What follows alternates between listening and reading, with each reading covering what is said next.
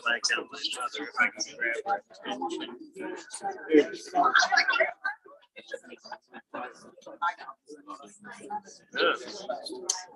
See if she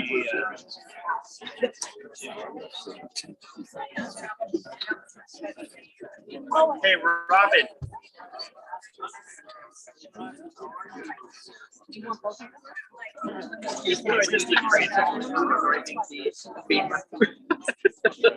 I watched you. I was sitting there and then I looked over. I'm like, well, here you were. Donna, do you need a seat?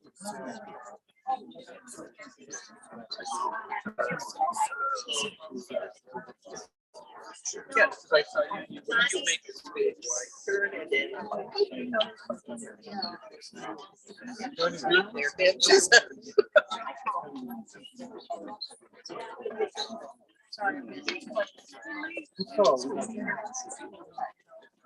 Do you have a chair? No, so sit here.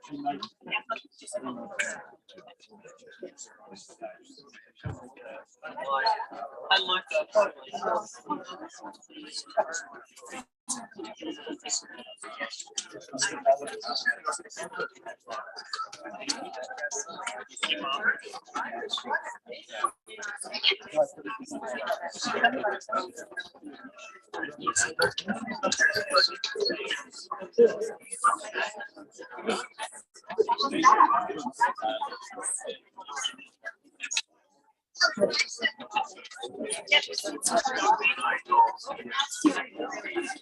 Yes.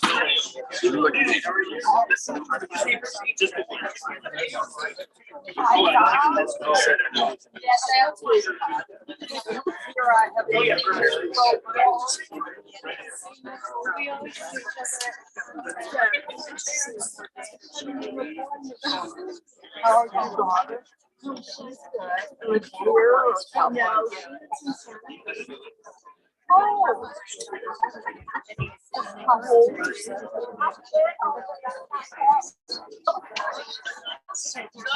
Yeah, they get them now. I'm not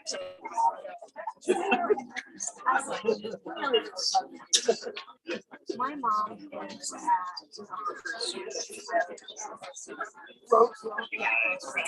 at my mom's at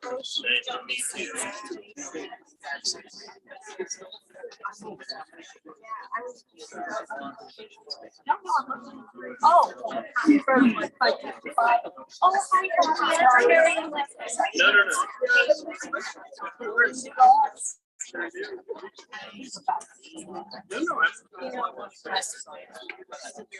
Oh, I can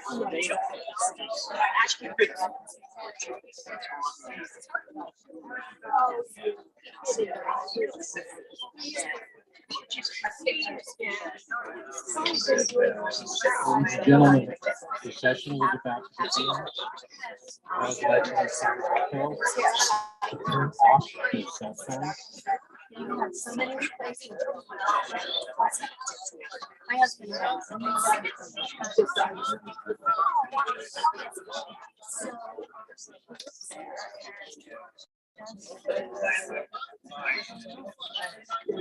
Yeah, I think this is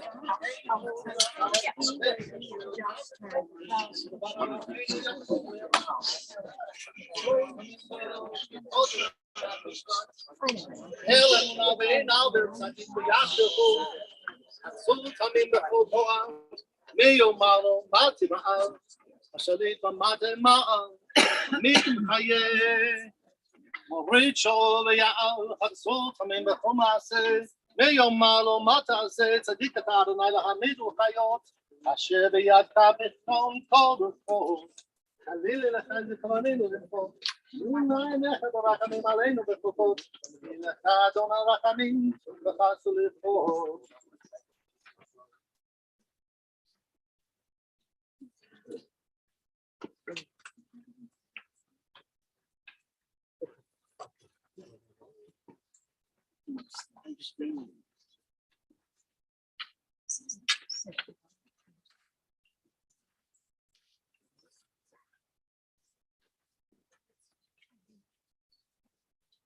Ladies and gentlemen, if I can remind everyone to please turn off your cell phones for the service.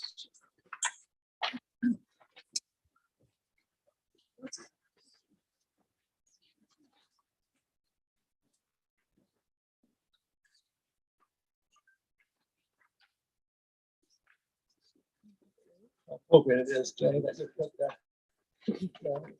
the Stetson right on this coffin. We did not want to be here. None of us. Hard to imagine a life down there. And as we say his name, he says, if the knowledge of God, he will be remembered as a blessing.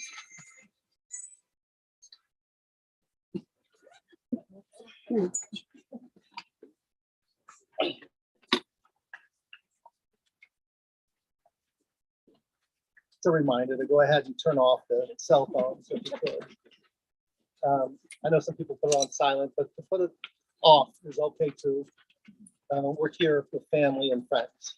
We have lost a friend who is like family. For family, they've lost a patriarch, a man who was strong and legendary and good.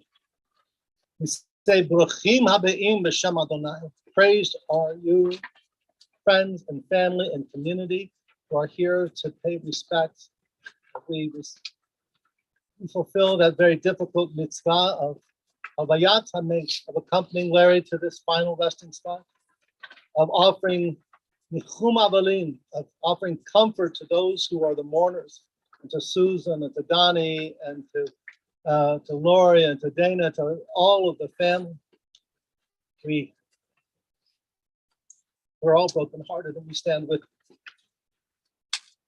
In about a moment, I'm going to call up founding Rabbi of Temple Sinai, Rabbi Ray Zwerin, to share a psalm, but I wanted us to begin with something that's not in your handout, but rather is one reflective of the love that Larry had in his heart for Colorado.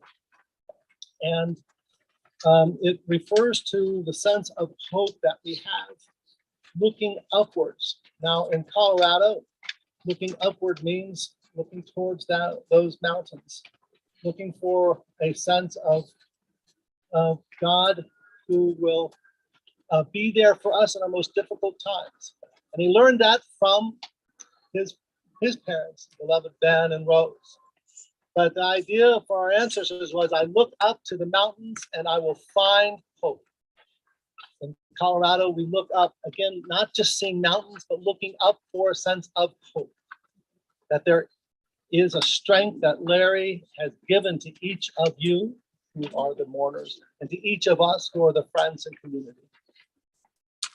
And so these words that our ancestors penned, they come to our heart as well. Esainai el hecharim me'ayin yavo ezri.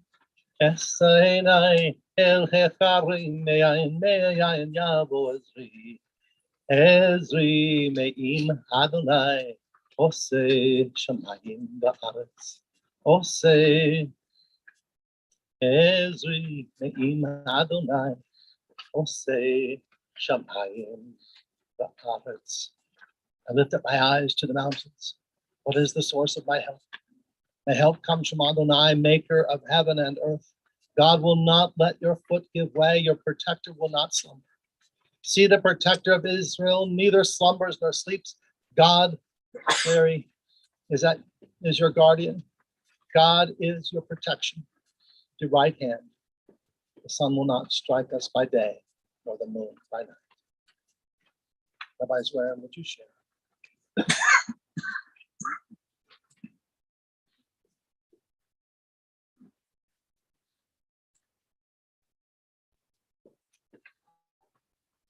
David Ben-Gurion once said that Psalm 15 should be reserved to be spoken at the funeral of a mensch, because it reflects the essence of a person who does good all of his life and helps everyone all of his life. We talk about people who are pillars of the community. Larry was more than a pillar, he was a foundation. He upheld the pillars of the community. For instance, he was one of the most important members of our congregation when we were just getting started. He was always there to offer advice, always there to be the negotiator behind the scenes who could get things done when others failed to see the light of what needed to be done. He was always a constant advisor to me, and a true companion in many ways. More than that, dear friend. Psalm 15. Adonai mi yagur b'orecha u'mi yishkon b'har kodshecha. V'lech tamim u'fo'el tzedek. V'dover emet v'levavo. Lo ragal al shono v'lo asal l're'ehu ra'ah. V'cherpa lo nasal krovo. V'nivzeh v'einav nim'as. Ve'et yirei Adonai yafafeh. Shpala harav lo yamir. Kaspolo natan benesha. Shochad al nakilo vakaf. Ose ele lo yimot lo olam. O God, who may abide in your house and who may dwell in your holy mountain. Those who are upright, who do justly, who speak the truth within their hearts, who do not slander others or wrong them or bring shame upon them, who scorn the lawless, but honor those who revere God, who give their word and come what may, do not go back on it, who do not exploit others, who do not compromise their philosophies or their values. Those who live in this way are never shaken.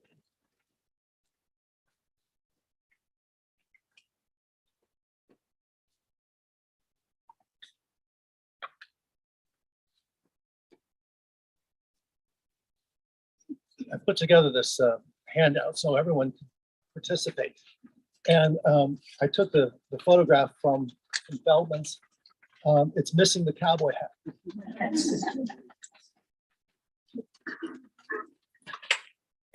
I know in your imaginations you would easily put it back on.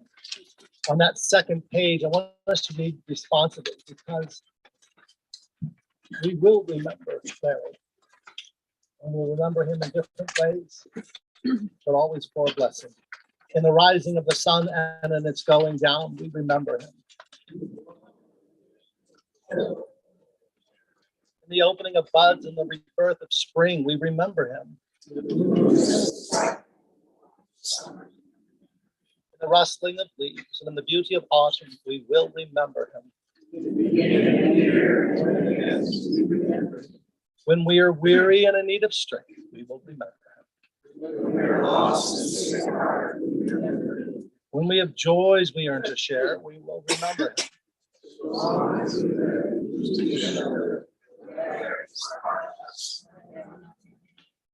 Larry knew for some time that he was struggling with a battle that he could not win. But when he met with us, he didn't dwell on the pain or the anxiety. He would talk about his life, share the stories, and of course, he determined to fight on as best he could. He was not afraid. He didn't want to give in to fear. And so the 23rd Psalm speaks of that as well. Nismorle David Adonai Ro'ilo Aksar Bino Deshi Yaraditim. Amen of Podian Feklin. Nafshi Yoshebe.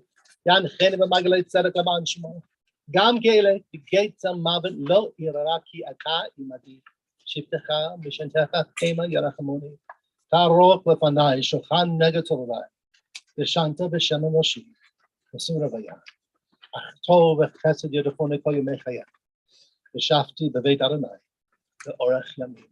Let us say together in English, a Psalm of David. Adonai is my shepherd, I shall not want. God enables me to lie down in green pastures and leads me beside still waters. God restores my soul and guides me in paths of righteousness for the sake of the divine. Yea, though I walk through the valley of the shadow of death, I will fear no evil, for you are with me. Your rod and your staff, they comfort me. You have set a table before me in the presence of my enemies. You have anointed my head with oil, my cup runneth over. Surely goodness and mercy shall follow me all the days of my life, and I shall dwell in the house of Adonai forever. Next page, Kohelet, we read every Sukkot, and there would gather with us under the Sukkah, Temple Sinai, would read the entire book of Kohelet. It's this third chapter that talks about the various seasons, the turn of the seasons as metaphors for the chapters of our life. So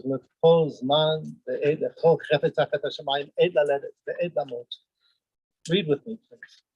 A season is set for everything, a time for every experience under heaven, a time for being born and a time for dying, a time for planting and a time for uprooting and planting, a time for slaying, a time for healing, a time for tearing down and a time for building up, a time for weeping, a time for laughing, a time for grieving, and a time for death, a time for throwing stones and a time for gathering stones, a time for embracing and a time for refraining from embraces, a time for seeking, a time for losing, a time for keeping, a time for letting go, a time for tearing, a time for sorrow, a time for silence, a time for speaking.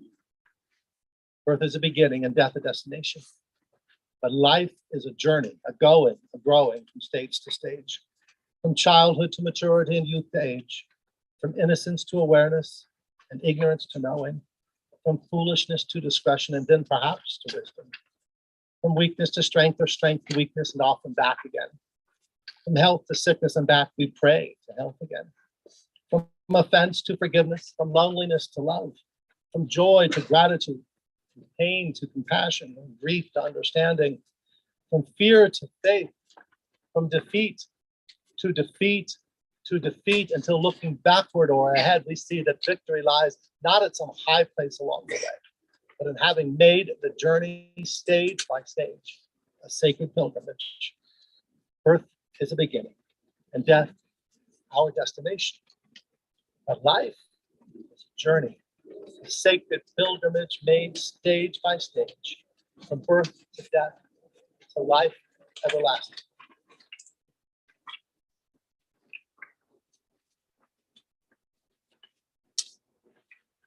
Tisha B'Av, the 9th day of the Hebrew month of Av, is the saddest day in the Jewish year.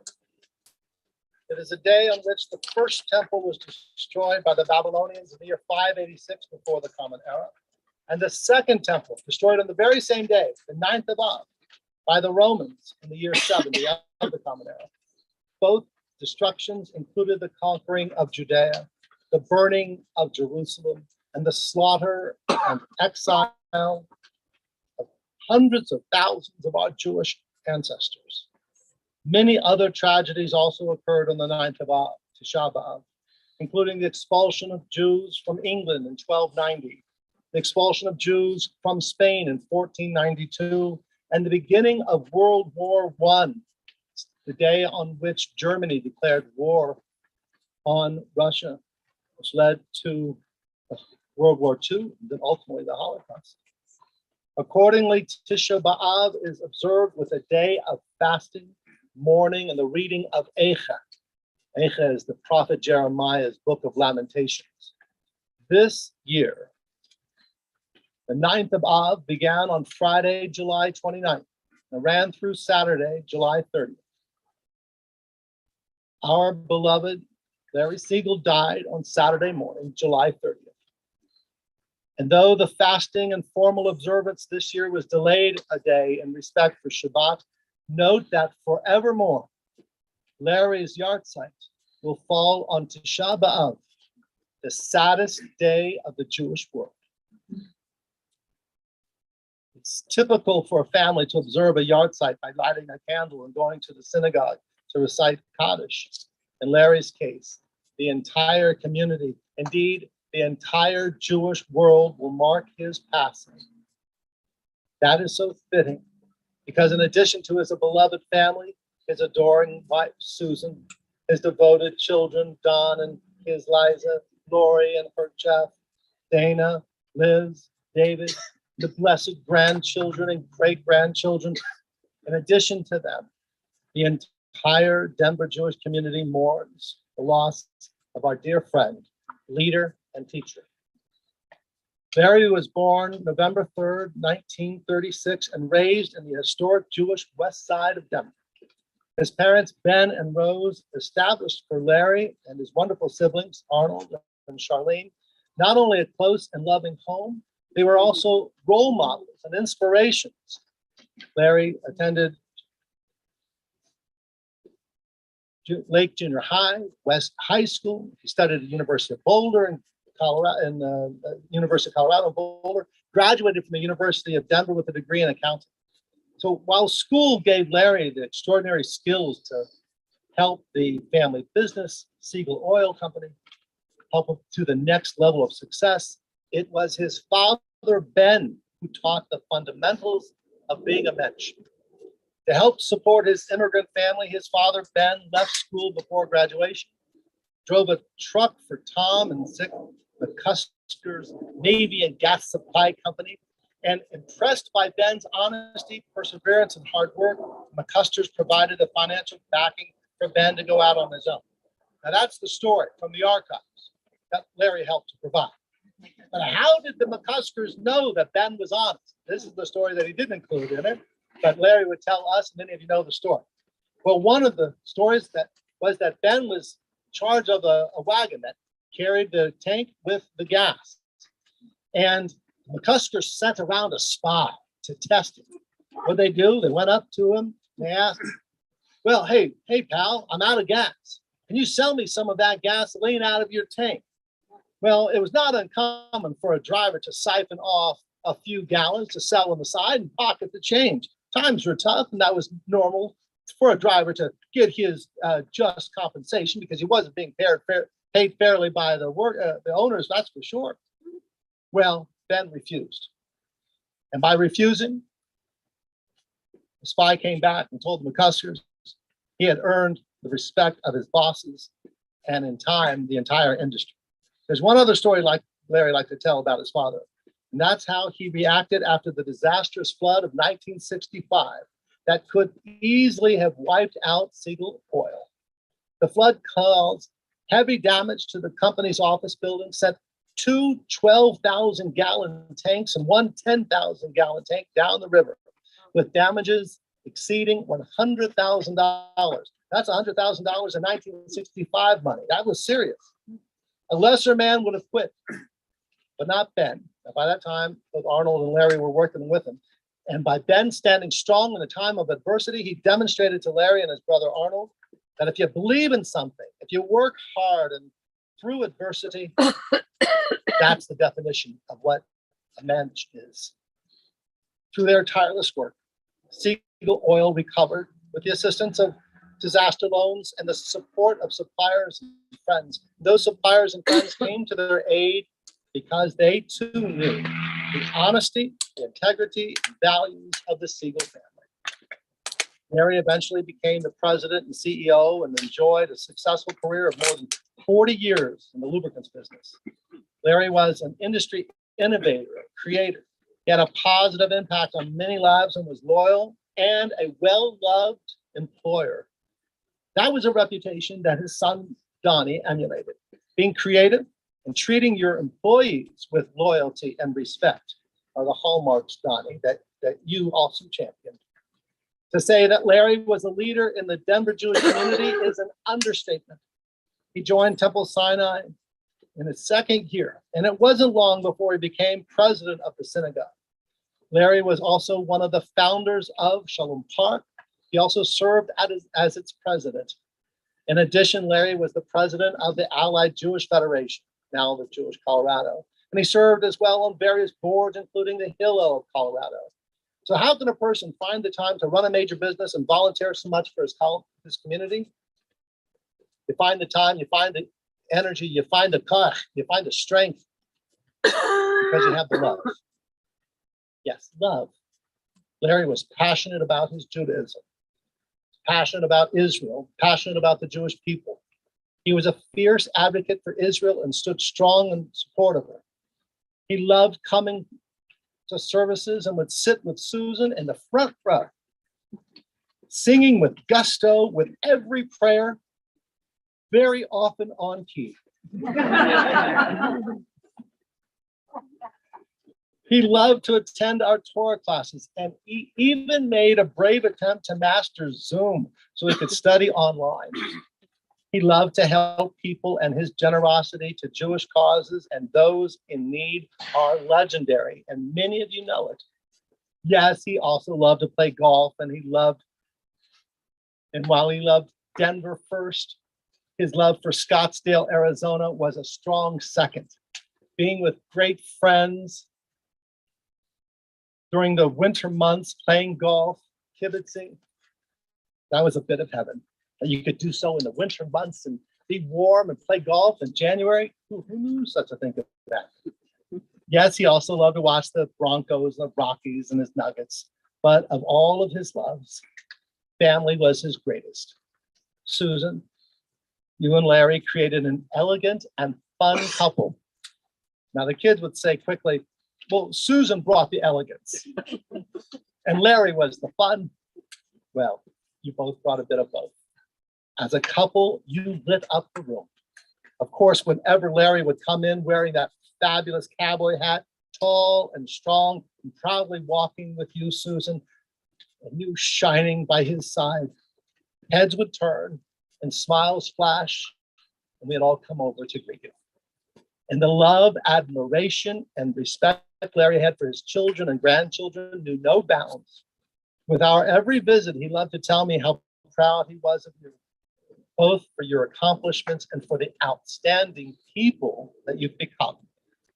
Don, Lori, Dana, Liz, and David, your father loved you, and he bragged about you, and he knew that you were his greatest achievement.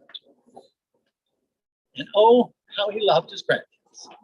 Now, since I've had the joy of being with Kayla and Lauren and Sarah as they became Banot Mitzvah and confirmands, I was witness to the broad smiles that Larry and Susan had. And of course, you being swimming champs didn't hurt. Gave them a lot of nods. Mark, Benjamin, Allie, Tripp, Jason, Jesse, you all know how much your grandpa loved you. Is there any greater feeling than that? I met Larry some 17 years ago when I first came to Temple Sinai. He and Susan went out of their way to welcome Susan and me and our kids. What I loved was simply spending a few hours with Larry, nursing a beer, or maybe two, listening to his amazing stories of the old days. And I'm sure that a goodly number of you have heard many of the same stories. And there are even a few of those stories that we could tell in polite company, but not right now. A name would come up and Larry would hold forth, sharing the nicknames, the adventures, and the misadventures. And then with a heavy sigh, he would say, what a sweet guy. He remembered all of his old friends from the West Side with such love and respect. Yes, there were a few exceptions, but Larry had fond memories and feelings for the vast majority of the people he knew. What a wonderful quality. In but a second, we'll hear from his nephew, Ken Siegel, for whom Larry had the highest of respect and admiration. We'll also hear from Abe Wagner, Larry's best friend and perhaps the only man who knows more jokes than Larry does. When you come to Temple Sinai, right after this, there's going to be some food and a chance to be able to express condolence for Susan and the family. You'll see Larry's photo as president hanging on the wall just a few inches from Rabbi Zweren's. In the display case, you'll find an archaeological treasure that was awarded to Larry and Susan, inscribed to him. And also inscribed to him was a Chanukiah that a Holocaust survivor and the late IGN photographer Jack Goldman gave to Larry and Susan. He wanted those things to be at Temple Sinai so that he could bring a little joy, a little Hamish, a little sense of nachas, the love that he had for the Jewish people and Judaism. He wanted everyone's heart to be lifted. And just a couple of weeks ago in the Abrams Family Chapel, where we'll have our minyan tonight, 6 o'clock, you will see 3 magnificent and signed Chagall prints that were given to Larry from his daughter, Lori. Dana, sorry. From Dana. Yeah. When Larry and Susan moved, they wanted a place to share the things they loved with the community they loved. Indeed, whenever we see them, we will remember Larry. Our community has lost one of its greats. He's one of the Gedolei Hador, one of the greats of the generation. When we say Zichrono Livracha, we say it with a full heart. Zichrono Livracha, may he be remembered as a blessing. Can I ask if you will share?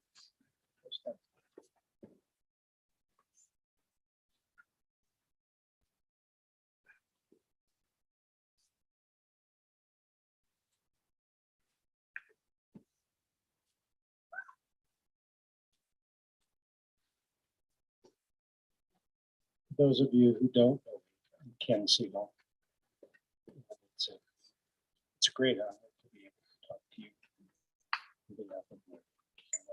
Dearly. I'll speak a little louder. Is that better? Thank you. Let me first thank the many friends that have come here today. Something that I know Larry would have appreciated greatly. Cowboy hats, his honor, a gesture.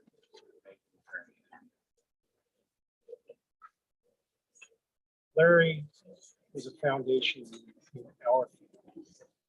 As Rabbi Loret said, he was a foundation in the campus. But he was also a foundation of our family. It was a foundation that he built by caring about members of our family, by taking an interest in their lives, by helping when he could help, and by most importantly, always being there. He's irreplaceable. So as I stand here before you today, I can tell you the loss is enormous. We'll miss him greatly. I want to share a few thoughts that actually come from Larry while I speak about him. And one of those thoughts is Larry reflected on his life when we were talking in the days leading up to his death, before he was in the hospital. And he said, you know, Ken, we had a great life. I have no regrets. I had a successful business career that provided a lot of satisfaction and meaning to me. I had wonderful friends who were very, very dear to me. I had a family that had the greatest importance to Larry, something that he cherished. And he had a wonderful marriage for 40 years. So while we mourn Larry, there is comfort in the fact that he looked at his life and felt like he was a very lucky man. One of the tributes that I saw on the Feldman site to Larry said, he was truly a good guy. And I think that's a description that Larry would most appreciate. He had a number of fine qualities.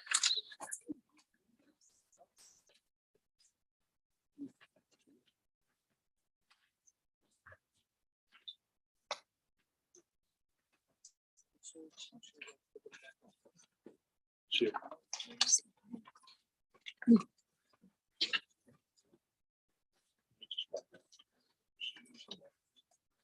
Let's give it cheers. Here.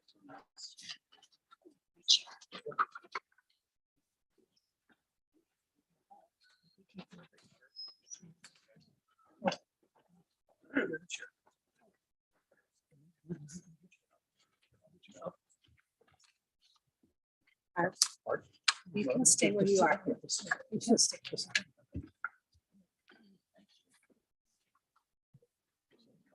Larry had a number of fine qualities.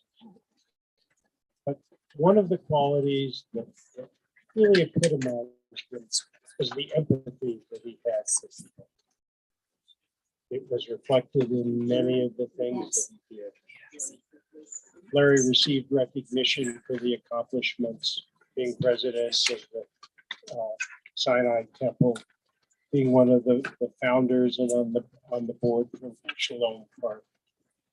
But one of the things that gave Larry the most pleasure was the things that he did for people in his life that weren't for recognition, weren't for any adulation. They were simply to help people. He helped people that he knew growing up that had come on hard times. He helped immigrants that were coming to the United States from Russia.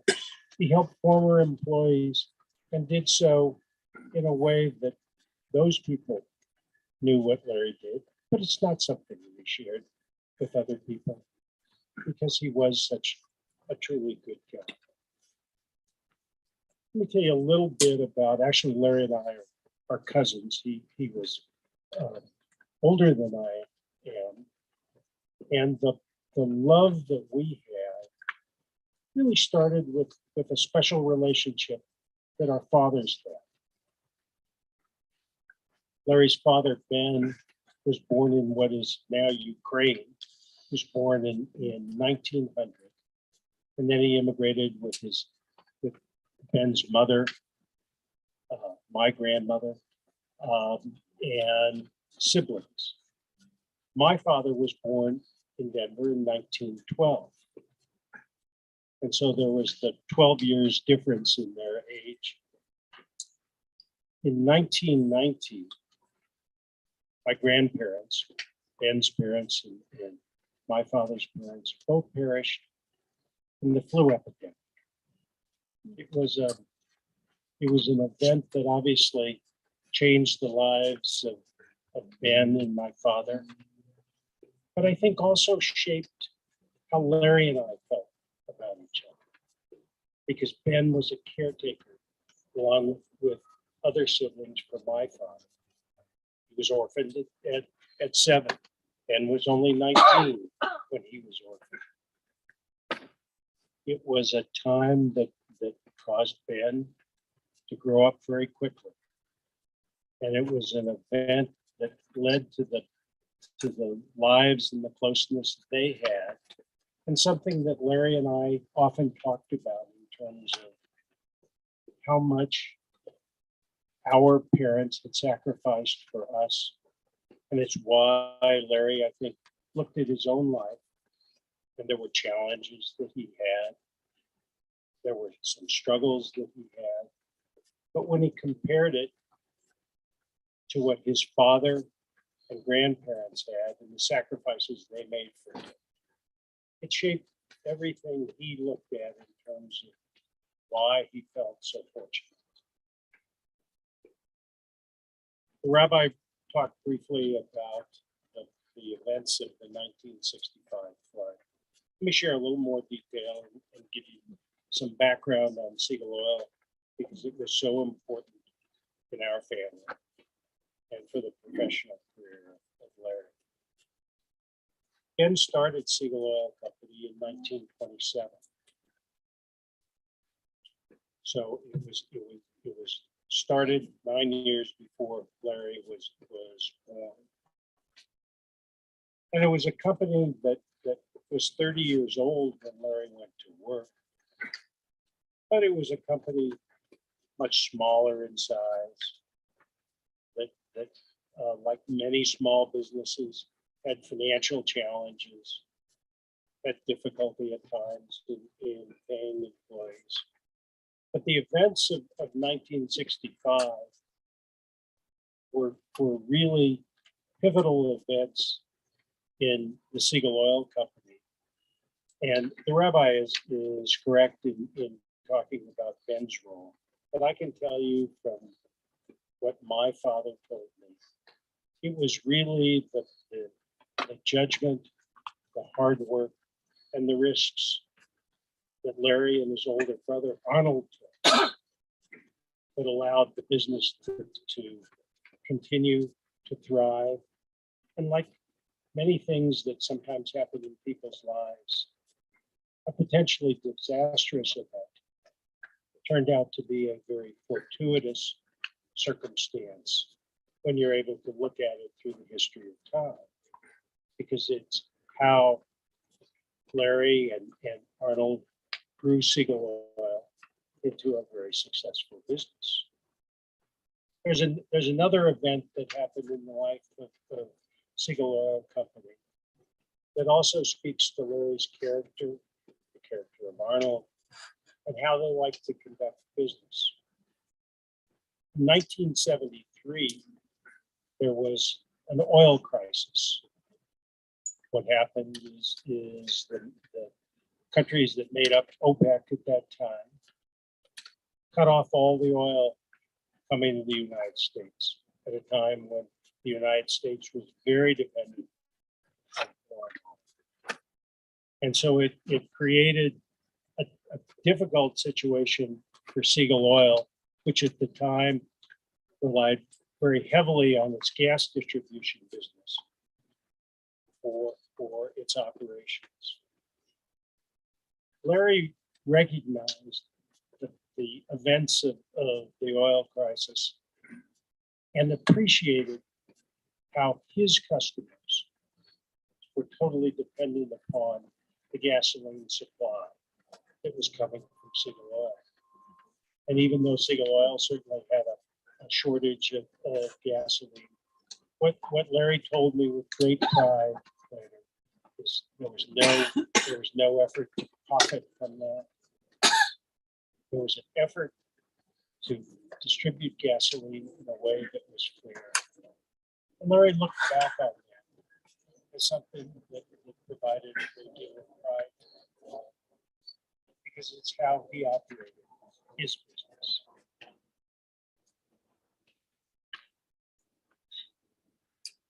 The business, as I said, was one part of Larry's life, an important one. But it paled in comparison to the importance that he had from the many friends that he grew up with on the West Side and provided a lifetime of close relationships. It was a unique time in Denver's history. It was a time when neighborhoods provided a closeness among people that lived there, and it shaped everything that Larry did for the rest of his life. So for those of you that are here from the West Side, a special thanks to you, and I know appreciation of that. The family has lost, as I said, something that is truly part of our foundation. Everyone was important to Larry. He called people continually, wanted to know where they are. Recently, I've had a health challenge, going through chemotherapy.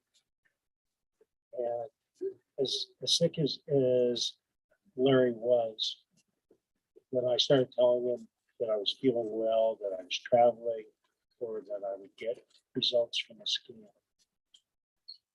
it seemed to make Larry happier than anything I could talk to him.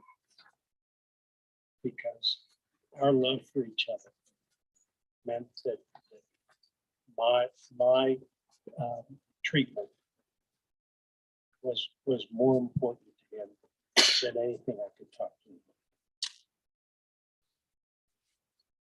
about. In the last few months, Larry needed help. It was an unusual situation for him because he was always the caregiver. And this was a time in his life when he needed some care and assistance. And many of you were there. And it's something that Larry wanted me to thank. And 3 people in particular devoted a lot of time and a lot of assistance in the last few months. And so I have a thank you to them from Larry. Liz, you spent countless hours. Larry gives you his thanks. Lori, you were always there. Your love for your father is something you told me about. Your father. Lee, my cousin Lee, spent hours helping Larry. And so I thank you on Larry's behalf. There's a special thank you that I think we all appreciate. The rabbi talked about how Susan brought elegance and Larry brought fun. You know, the day before Larry went into the hospital, he was playing gin. So told me he liked the fact that he was being able to play gin right before. I think he would have organized a gin game in the hospital. But Susan, you did bring the elegance. Larry brought it. So I asked Susan, what is it that I could say about Larry that you most remember? And she said, we always had so much fun. Well, not always so much fun. Larry's planning a big party. What I want to tell you is that special message that I passed you is from Larry. Thank you.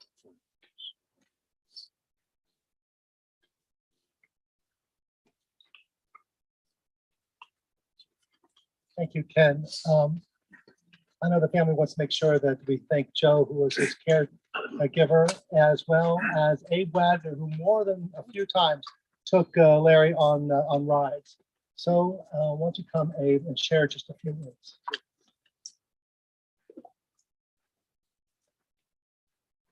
So I was asked to represent Larry's friends with my comments. This is a daunting and impossible task. We had so many, each of whom could spend a good deal of time telling so many stories about Larry. I'll share a few glances about this wonderful man's life. We met, as did many of you, at Cheltenham Grade School, also at the Hebrew Educational Alliance and the Jewish Community Center on the West Side, some 70 plus years ago, believe it or not. The West Side Jewish community spent much of their leisure at the Alliance and the JCC. What was clear and noticeable about Larry in his youth was his storytelling, his entrepreneurial endeavors, starting a few small businesses, and his love of questionable practical jokes. Some of you know what I'm talking about. One day at West High School, his good friend Stan Albert was naked in the men's whirlpool in the boys' locker room. Larry corralled a small group of new freshman girls for a tour of the locker. Larry laughed about that his entire life. He was a very interesting and competent storyteller, mostly about his very large extended family that he was so proud of. Stories about his friends in general and about the Jewish West Side Shtetl. At a West Side golf tournament dinner, Larry was the MC. He did, believe it or not, he did an hour's roast about West Side nicknames and about stories about people in the audience. We absolutely loved it. Stan Albert, his good friend, may he rest in peace, used to say every time Larry was going to speak, "Shh, the beak wants to speak." One of Larry's favorite stories. You tell me, this is one of them, which person in this story would have been Larry? Three elderly Jewish men were overlooking a friend's casket at a funeral. And one of them said, you know, if you were in the casket, what would you want your friends to say about you? And the first one said, well, I'd want them to say that I lived a good life. I was a good man. I gave money to charity. That's enough. Second guy. What would you want them to say? I'd want them to say I was a good husband and a good father. That's enough. Third guy, what would you want him to say? Look, he's moving. Which one of those people would have been Larry? Now let me talk about Larry Siegel, the leader, the philanthropist, the kind, caring human being that the world needs more of. There are several Jewish organizations. This is a repeat. There are several Jewish organizations he was president of. He was one of the founders and president of Shalom Park. Very proud of the things he did there and couldn't do enough. President of the Jewish Federation and of Temple Sinai. He was on the board of several other Jewish and non-Jewish groups. Let's remember that. He was a big giver of time and money to countless other organizations. He sponsored a number of Soviet Union immigrants to the United States. He led countless visits to Israel. I should say missions to Israel. His generosity didn't end there. He and several of his friends, some of whom are here, supported on an anonymous basis a number of people who came into hard times. Maimonides would have been very proud of them. Those of you who knew Larry Siegel well, could go on for hours and not give this kind, caring human being the recognition he so richly deserves. I say for all of Larry Siegel's friends, it was an honor to have him in our lives. Rest in peace, old friend. Shalom, shalom. Until we meet again. Thank you so much, Abe. Dr. Phil Wolf, I know that Larry wanted you to share, but because of the heat and the length, we're going to ask if it's possible at 6 o'clock tonight when we have our service, please share then. Others will be given an opportunity also at the Temple Sinai at noon on when we have a gathering of the family. There'll be a microphone there as well. But for now, as we are preparing to lower the casket, I ask if the crew will come, because it is time for us to fulfill this most difficult of mitzvot, the kavura, the burial and respectful preparation of the earth, both from Israel and from Denver, to protect his physical remains. If you're able, please rise. We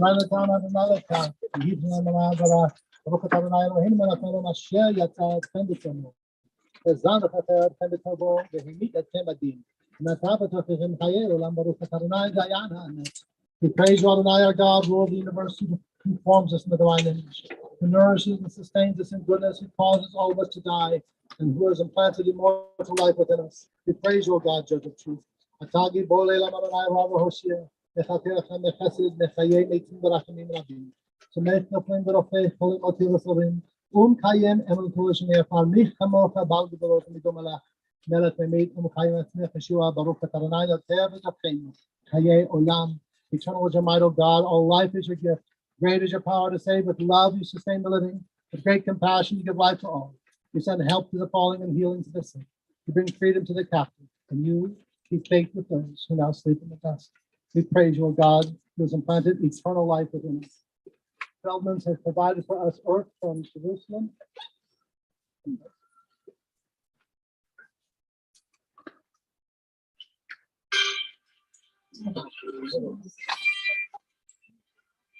Mentions he died on Shabbat, during which we pause and mourn the loss of Jerusalem and the temple, both the first and second. But we never forgot Jerusalem, and we'll never forget Mary.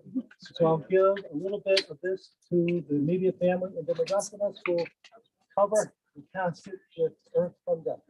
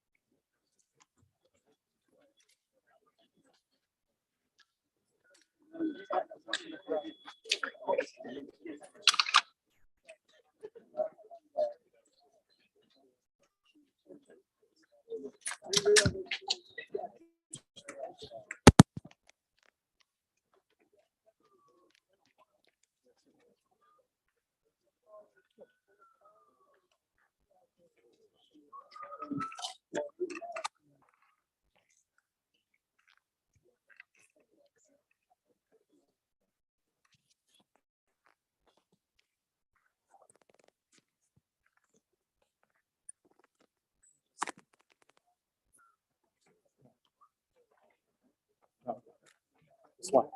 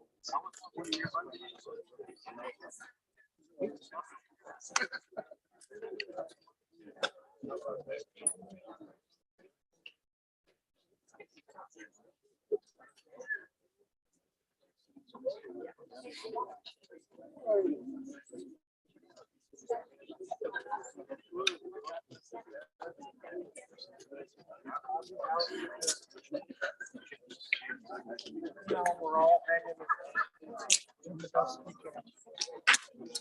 This is very.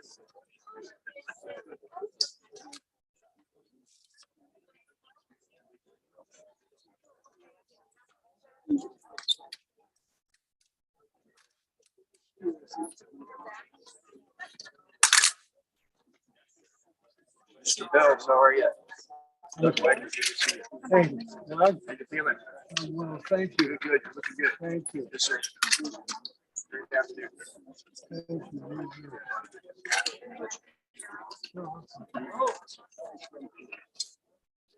Hi, Rick. Hi, how are you? I'm hanging.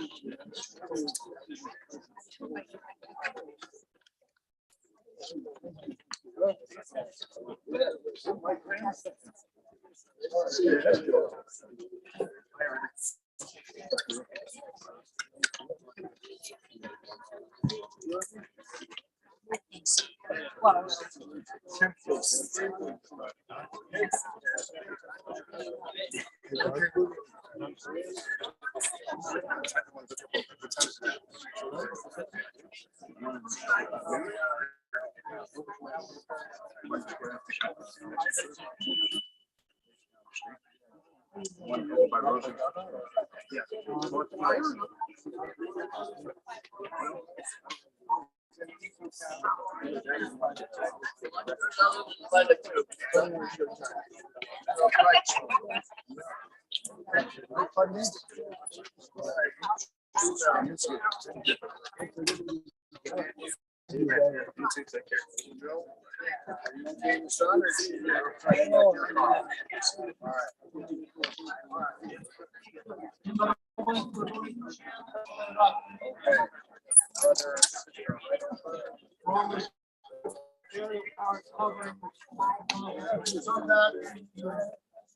Prayer sheet. And then the top.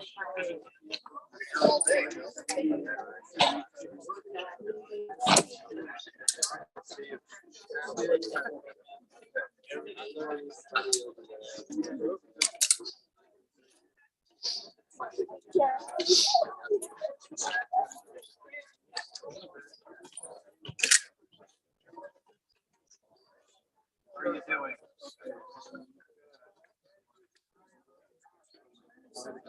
Yeah. Yeah.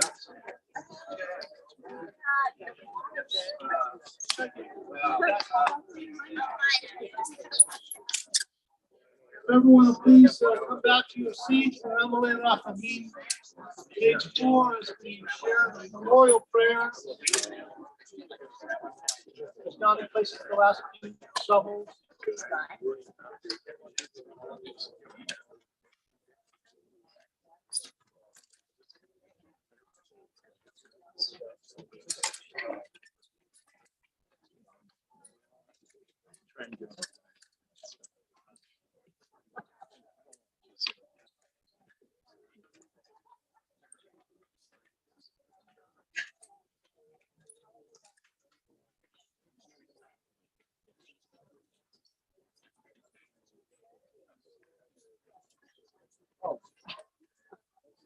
We get to the corner here.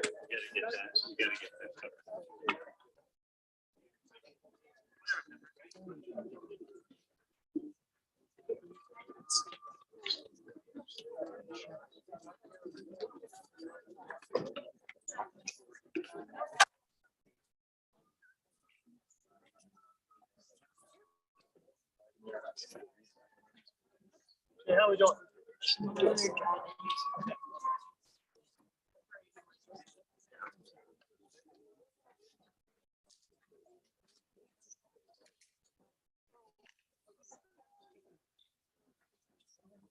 Susan, family, so come back to Emily Rachamim. We're on page 4 for this memorial prayer. Make reference to Larry's Hebrew name, labeled on Pinchas Merizah. Page 4. If you're able, please rise. Emily Rachamim Shoftim Amarom. I'm singing of Anatona. I'll come here, Hashina. Come out, look at the shooting with the hovering, you know how I feel. Nishma, labeled and Pinchas Merizah, Shalach Le'olamo. Began in Hato, the thing Maranatani, Yastirehu, the Sedekan of Le'olami. It's wrong, and Nishmato Adonai, who Nakalato, Yanuaka Shalom, Al Mishkavo, Venuma. Amen. Let's say together in English. O God, exalted and full of compassion, we pray that you will grant perfect peace and eternal comfort in your sheltering presence for the soul of Larry. God of mercy, protect his neshama forever. May his soul be bound up in the bond of eternal life. Adonai, you are his portion. You rest in peace and let us say. The mourners come. She's on page 5. We'll read it slowly so that all the mourners will be able to participate together. Yitkadal, Yitkadash, Sameirah. Yamar, Yavah, Sarot, Yamlich, Malchus, Bechayecho, Yomeachot, Bechaye, Bechol, Beit Yisrael, Ha'agala, Zizman Kavli,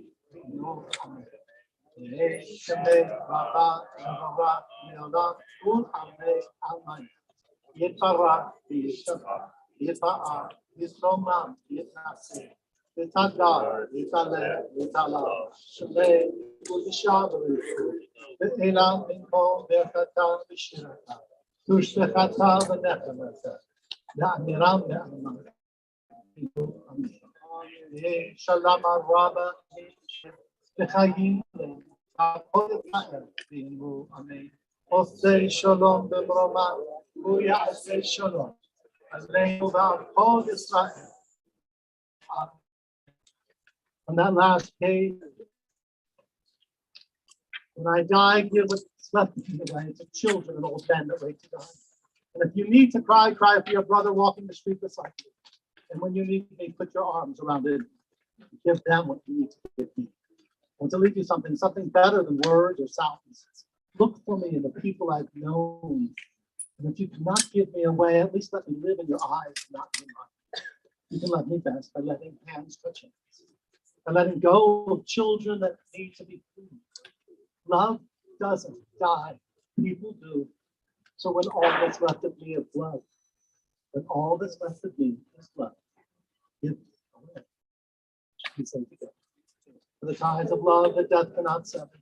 For the companionship we shared along life's path. For those gifts of heart and mind which have now become our precious heritage. For all this and more, we are grateful. Now help us, O compassionate God, not to dwell on sorrow and pain. Help us instead to find within our hearts the courage to return to the tasks of life and its joys. Amen.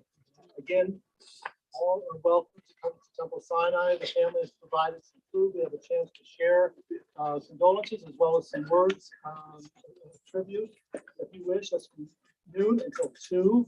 At 6 o'clock tonight at the Temple Sinai Chapel, in Abrams Chapel, we will be gathering for a minion. Again, a chance to say Kaddish for the family.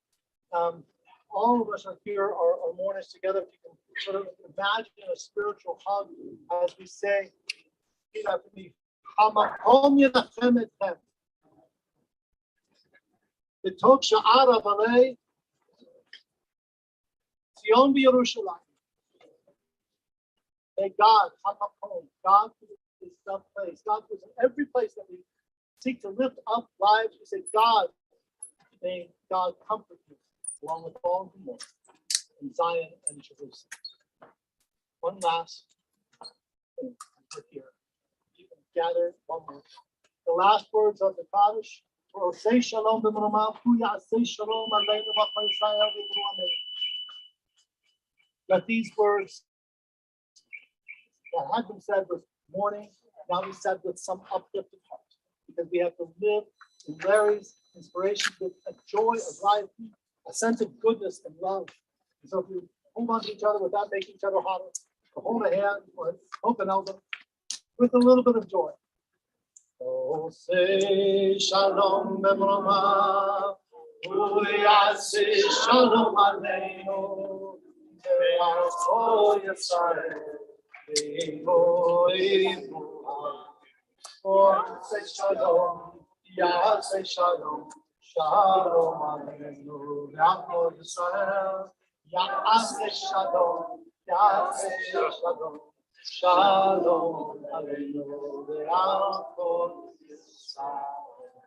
Support the plan, support the peace. Amen. Ladies and gentlemen, one last announcement is we found an earring. I need one missing one earring. Okay, thank you for your attendance.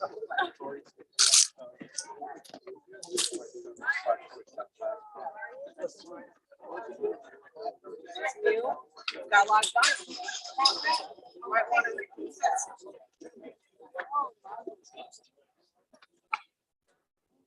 My mom is.